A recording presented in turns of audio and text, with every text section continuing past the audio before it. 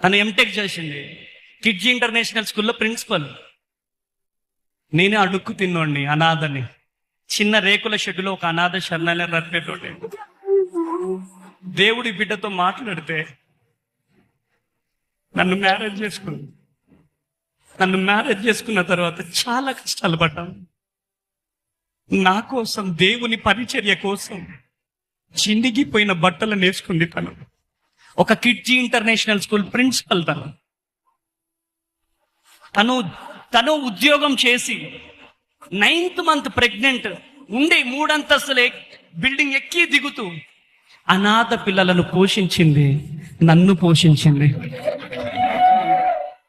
నేను ఏడుస్తా ఉండేవాడిని, మీరు నన్ను ఎందుకు వివాహం చేసుకున్నారంటే, దేవుడు మనకు వాగ్దానం ఇచ్చాడు. ఆ వాగ్దానాన్ని పట్టుకొని ఇలా రోజు ప్రార్థన చేసేవాళ్ళం.